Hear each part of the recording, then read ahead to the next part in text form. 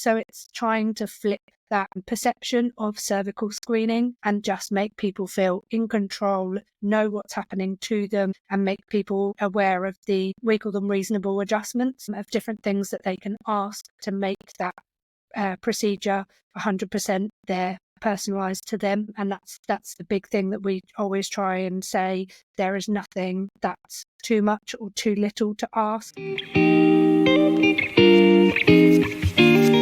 Hello and welcome back to Transform Your Menopause.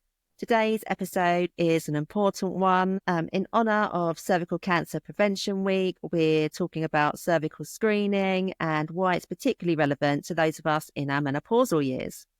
So joining me today is a fabulous Natalie, one of the community outreach nurses with a very important invitation, based in Suffolk and North Essex. Natalie and her team are working incredibly hard to support women through the screening process, making it as smooth and stress-free as possible. So welcome, Natalie. Hello, thank you so much for having me. I'm really, really grateful. And yeah, brilliant platform to be on to raise awareness during this important week. I'm really glad that you're here and that you're going to be sharing your expertise with us. I think I might have said to you before, this topic is something that's pretty close to my heart, having had some treatment in the past. And, you know, that likely wouldn't have been picked up if it hadn't been for cervical screening. So, yeah, it's a really important topic to me. So let's talk a little bit why it's important. So cervical screening is one of the most powerful tools we have for preventing cervical cancer, but uptake remains a bit of a challenge. So I've got a couple of stats here. So 1 in 3 women in the UK don't attend the cervical screening when invited. Cervical screening saves around 5,000 lives every year in the UK. Natalie and her team's work has already made a big difference in Suffolk. So they've increased screening rates by about 4%. And they're looking to replicate this in North Essex. Midlife women, especially those in perimenopause and menopause, are a key group that they really wanted to target and increase that uptake. And it's really important to know that screening does remain really important still at this time of life. So with Natalie's help, we're going to unpack all that and get down to all the important facts. So why don't we begin by, maybe you can tell us a little bit about the Important Invitation project and what makes it unique. Yeah, perfect. So we originally started in Suffolk, and it's only been as of March, April last year that we expanded into North East Essex. So as part of that, we've just been trying to expand, get the word out to GP surgeries, attending events, anywhere really where sort of Joe public is going, that we can spread the word about what we do and that we're out there. It's still an ongoing challenge. It's trying to educate people about knowing the importance of the procedure, why it's needed, that it's not something that has to be done to them. That's one of our biggest bugbears, so to speak, is making the patients know that they are 100% in control. We will always reiterate it at the time of procedure as well, of just saying at any point you can tell me to stop, we can cancel. And I think that's another challenge of people feel as soon as they attend their appointment, they have to go through with it. And I think that's a huge difficulty because they're already putting so much pressure on themselves before they've come through the door. And especially if they've had a bad experience, all of the other barriers that people face of not coming, added with all of that. Oh my God, now I've booked it. Now it's actually happening. Do I have to go ahead with this? What if it's really painful? What if it's really uncomfortable? And again, that then becomes another reason going forward that then people don't want to go because they thought about that previous time when they got anxious and they were actually in pain and they didn't feel that they could stop. They didn't feel that they could leave the appointment and they felt they had to just keep going and they might have bled afterwards. So it's trying to flip that perception of cervical screening and just make people feel in control, know what's happening to them, and make people aware of we call them reasonable adjustments, of different things that they can ask to make that procedure 100% there, personalised to them. And that's the big thing that we always try and say. There is nothing that's too much or too little to ask. We've said about podcasts, playing music. I've had people flicking through my phone on chart music and things on Spotify to try and help them. We've been singing to Britney Spears, whatever helps people. It's just putting the power back into the patient's hand, and that's 100% at the root of what we're trying to achieve. And are you going into GP practices and helping like the practice staff to make this kind of part of like the standard procedure? Yes, yeah, 100%. So we go into the surgeries to not only train, so half of the very important invitation deals with the cytology, so it's the training of new practice nurses. So all of them go through our training to then become a qualified sample taker. But then also me and my colleague go in and do what's called health inequalities training to reception staff and the clinical staff to say about how they can, the language that they use and how they can suggest the reasonable adjustments, talking about sort of LGBTQ plus community, looking at, I know it's very, very difficult for reception staff, they get their short amount of time, but just again, advising them of the procedure, what happens and the different ways that they can help. But then also today I was doing a non-responder clinic, which is another huge side to the project. So half of, I know we'll obviously touch on this later, obviously, in regards to menopause. So screening ages runs from, normally get invited about 6 months before 25th birthday, so around 24 and 6 months, up until 64. The two ends of that scale are the ones that we really struggle to get in. So normally sort of 25 to 35 and then 50 to 64 is the other end that we struggle with. And the clinic that I did today at a GP surgery was a non-responder. So it's people who have been invited for years on years, and for whatever reason, they haven't been coming to their screening.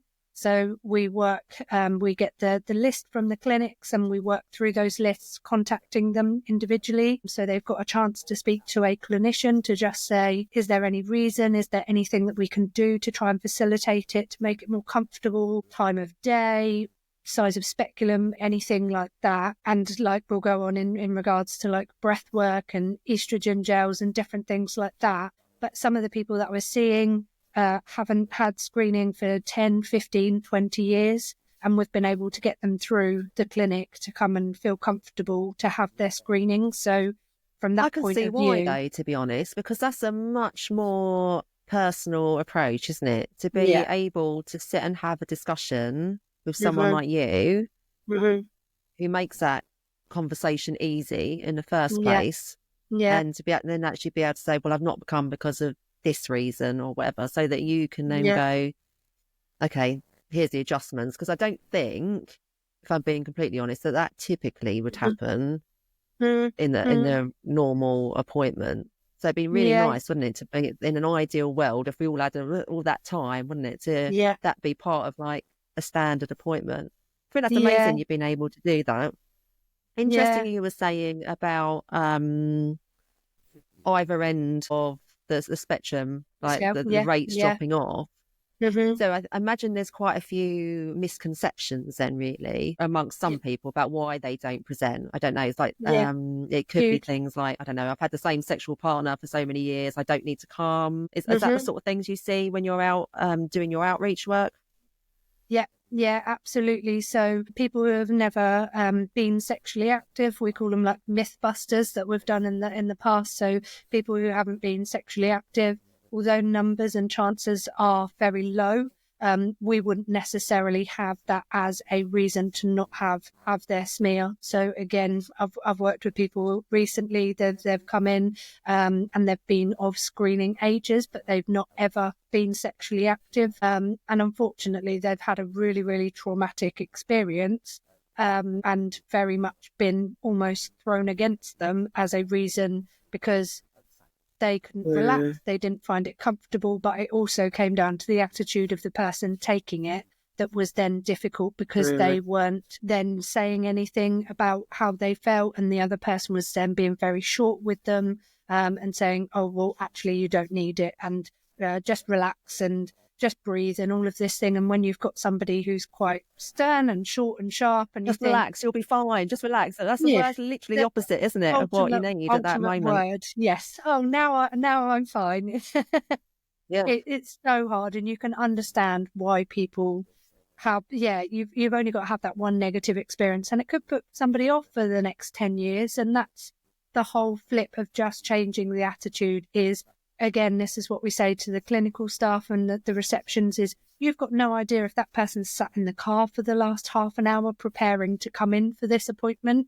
You've got no idea if they've got birth traumas, sexual abuse history, if they're triggered by, I don't know, sounds, lights, anything, and how much that has taken that patient to come in. So it's just trying to soften the attitude. And I know it's very easily done. I'm still in practice as well. And I know that the demands and the time are always difficult. And you could have the worst patient who's just shouted at you, and then you get somebody else in and you understand being short with them. But it's just trying to say, take a breath, give yourself a minute, on to the next patient, and think about what they could be there, and just understanding it's so hard. It's so hard for people. And again, even today, I've had people who just sob, whether it's just when they're explaining about a previous experience, or even just being on the couch can really trigger them, or even afterwards, a lady sobbed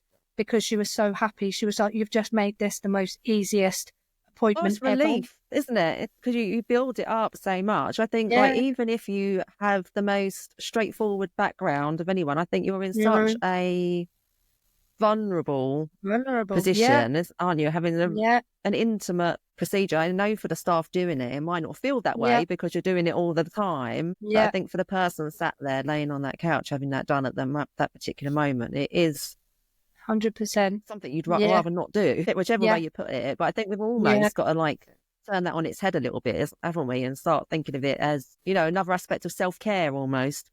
And again, like I say, it's that shifting the power back to the patient and saying, please, please, please don't think you have to have it done to you.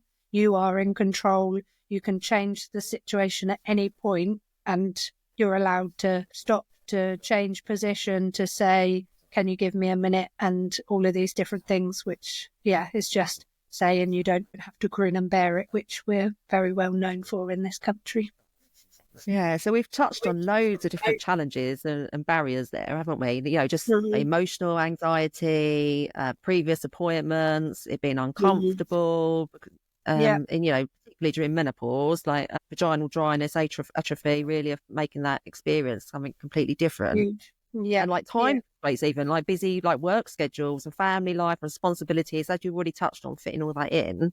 So that really leads us on quite nicely to the kinds of solutions and adjustments that maybe people can ask for. Absolutely. So in regards to like the younger age, or if anybody's ever coming for their first smear, again, it could be people in their 30s who have never had a smear and they're only then just coming for their first one. I will always give people the option to just look at the equipment if they want to. And I say, do you want me to tell you what I'm doing, when I'm doing it, and talk you through the procedure? Because again, it's just allowing that patient to know what's happening to them, be in control. And I let them have a look at the speculum sizes and the brush and everything that we use during it. In regards to menopause, I do think the size is a huge thing in regards to the speculums. There are 5 sizes. Obviously, it's going to come down to anatomy as well, because some people are just going to have higher cervix that sort of further up, and we do need a longer speculum. But that being said, there are some that are wider than there are others. So again, it's just being mindful that if you have got somebody, and I always say to them about, have you had previous smears that you've found difficult, or screening that's been painful and things like that, because then I'll know yes or no it wasn't, and then I can think, okay, well maybe we'll start with a narrower one so that we can just take away a little bit of that extra pressure that can sometimes apply. Always using lubrication, which again was something people never used to. We used to have the old-fashioned metal speculums, and they used to be ran under the water. Lubrication wasn't allowed to be used, so they'd just be run under the water. But obviously with metal, they're conducting heat and opens up a whole new can of worms. But yes, lubrication should always be used. And even again during menopause, knowing about if they're really, really anxious about it and concerned about vaginal dryness, then having that conversation leading up to the appointment, so that they know that they can have that estrogen gel a couple of weeks before the appointment is going to help massively. Yeah, definitely. And even if they get to the appointment on the day, they can still go away, starting the topical, and then come back in a few weeks, a few months' time and revisit it. And the whole experience would be that much easier. Yeah, absolutely. And like I say, in regards to bringing music, fidget toys, some people who have learning disability or like need to fidget with something, have autism, knowing about the lighting, if it's just going to be a little bit relaxing, if you can dim the lights or turn certain ones off, certain times of the day. And having like a relaxation thing playing, or even a, like a guided breathing meditation kind of audio has been really helpful for some people. But I know we'll touch on different breathing exercises, but it's just amazing to know about different types of ones that have someone's voice in their ear, just saying, in for this amount, count for this long. It's just like, now is the time where I need to be told from you, how to doesn't it? breathe. If you can just follow along and do it, that's great, isn't it? Yeah, I think that you can also change the position, can't you? Like on the couch, you don't have to be like lying on your back. You can be on your side. Yeah. And again, that's another really great one for people who have had birth or sexual abuse traumas, because, like you said, being in that position can be so triggering. So just being on your side, I call it like a fetal position, where you just feel that you're not as exposed and not as vulnerable.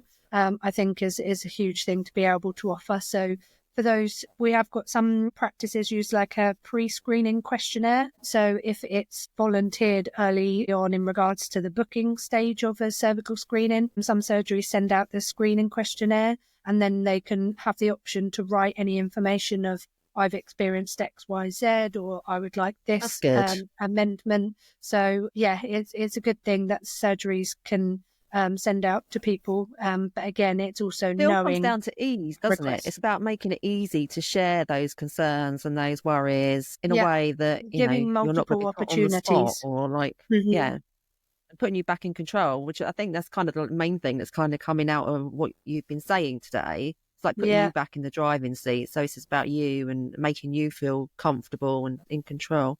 Okay, so I think you've led us on nicely to the relaxation technique. Perfect. So there's lots of different like breathwork techniques that you can do, as you already discovered. Now I properly get like white coat syndrome. So like I am that person. I was at the dentist this morning, and like even when I'm sitting there, because the appointments are always late, and even just sitting there, like I've not had a bad experience at the dentist for years. It's like everybody goes back to like being a kid and having fillings, but I still don't like going. And like the longer I'm there, I can like, I am that person. Building up.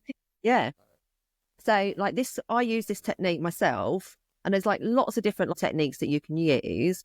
But I think it's probably the easiest, the one you've got to like think about the least, and is really, really effective. You can use it for panic attacks and things like that as well. You probably know it already. The straw breath.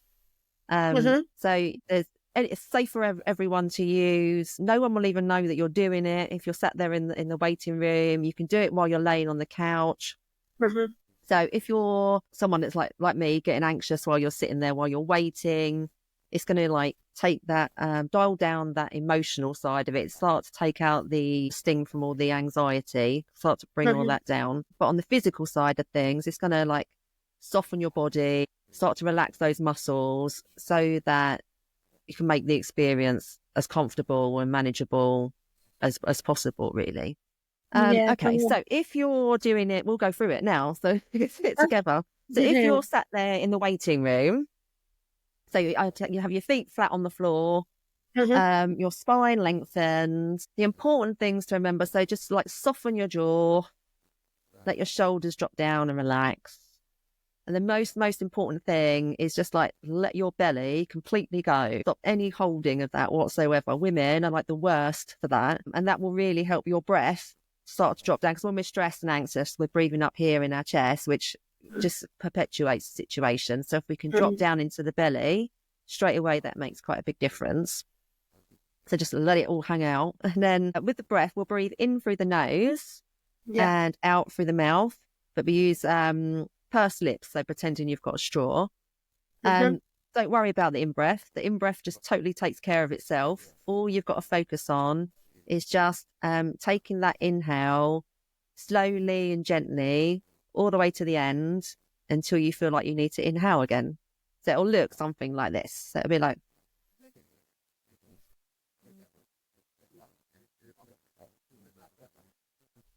and you just keep going in your own time till it gets all the way to the end. So should we do a couple of those together? Yeah. Okay, so if you inhale through your nose and then out slowly, slowly through your mouth.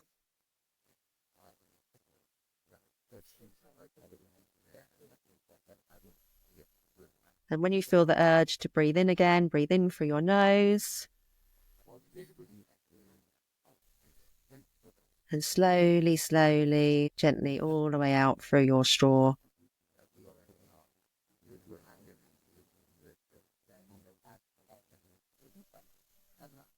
And then one more of them in your own time.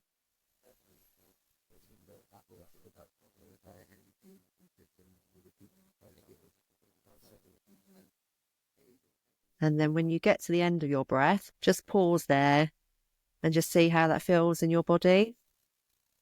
I'm instantly more relaxed. I know, it is instant, isn't it? And then you can work on that even more. So like if you can hear your breath when you're doing the exhale, the next stage is to make that breath so quiet that you can't hear it anymore. So you make it even more gentle. So we'll just do 2 of those again. But this time you're going to go super, super quiet so you can't hear your breath at all. When you're ready, inhale. And then exhale through your straw.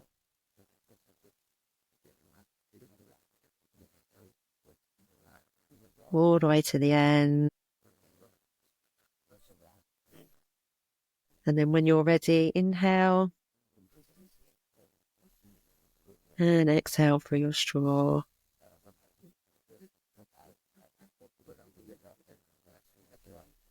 And then let your breathing come back to normal again. And just take some time to notice. And I think you'll notice there again, even like just making it quiet, takes that breath even more gentle and like brings it down even more. Yeah. And then the final thing, so I find people, like you were saying about having the guided meditation is quite useful, is having the visualization. So if you can imagine that you've got a candle in front of your lips and you just want to tickle the flame, you don't want to put it out. So that gives another kind of perspective to that. And I think people find that really useful. So we can do a couple of those and see how that feels. Yeah. So when you're ready, inhale through your nose. And then just tickling the flame of that candle.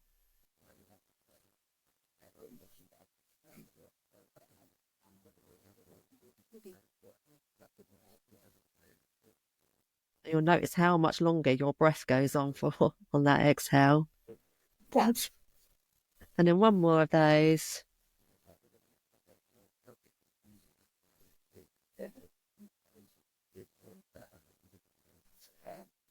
And when you get to the end of that breath, just take a moment again. Did the candle make a difference to you? Did you? Well, I'm very good. Visualization is definitely where I'm a learner. have to see it, have to be able to feel it. I mean, obviously being nurse, very hands-on. But yes, I had my candle here and I was literally very gently flowing. So there you go. So that's something you can pass on to your next patients that you have I will in. be sharing that, definitely.